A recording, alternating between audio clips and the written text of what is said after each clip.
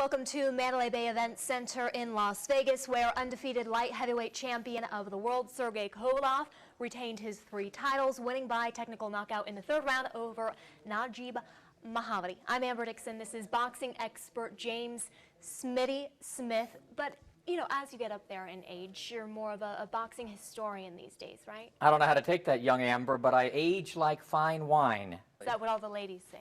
That's well. How do I look good? You look good. Okay. Let's talk about this fight. Kovalev, the overwhelming favorite, so much so that I think only one local sports book even put up an odd on this fight. Sawega wins. He wins easily. But still, what is the takeaway from this fight? Why is it still significant?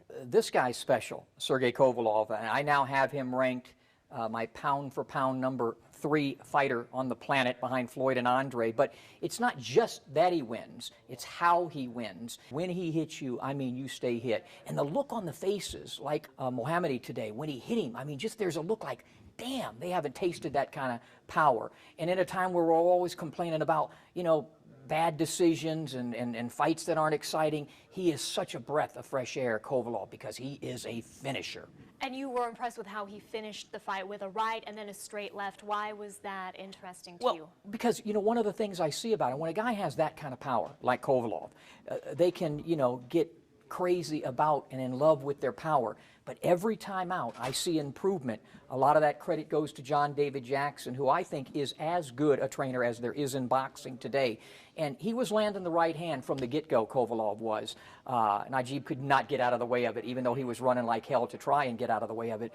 But then the finish was the right hand and then the straight left, which was, as you know, that was like Buster Douglas's left against Mike Tyson. Not many people throw that shot. So the constant improvement, the power in both hands, the way he finishes makes him special. What is next for him? Everybody wants to see him fight Adonis Stevenson to unify the titles. Seems like that'll be extremely difficult, becoming more like a Mayweather-Pacquiao fight, that hard to make. Why is it so difficult? Stevenson wants less than 0 part of Kovalev, because I think he's a little chinny, Stevenson. I think with the... Has no whiskers. No whiskers. Very good. Thank you. I like that. Do that again. No. I think that because of the machinations that would need to take place to make that fight, it's not going to happen. So what I think possibly can happen would be a fight with the number 2 pound-for-pound fighter. That's Andre Ward, and that would be a fantastic fight. And how do you see that one coming to an end? I mean, do you see a knockout for Kovalev in that fight as well? You know, I've been in the ring with Andre Ward,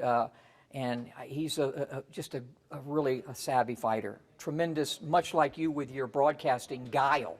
He has tremendous in-ring guile. So no, that would be a fight where all of this stuff that Kovalev is working on, trying to improve, I think would come to play. But for Andre, he would also be facing the most devastating fighter that he's ever faced. I talk about the knockout. It's so great because then it doesn't go to the judges, because sometimes the judges...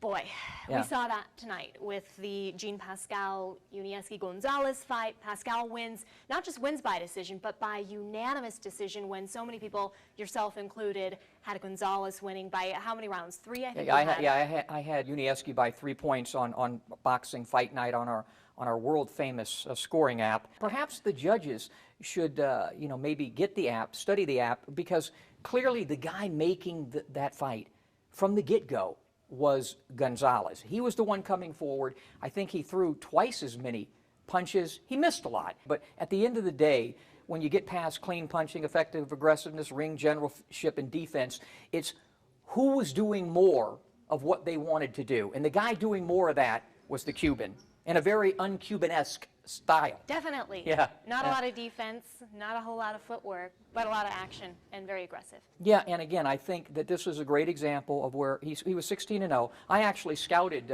him earlier in his career, and I thought a lot of him. And one of the criticisms I have is he needed to step it up a little bit, and he did that in this fight. I thought he did enough to win it. The fans thought he did enough to win it.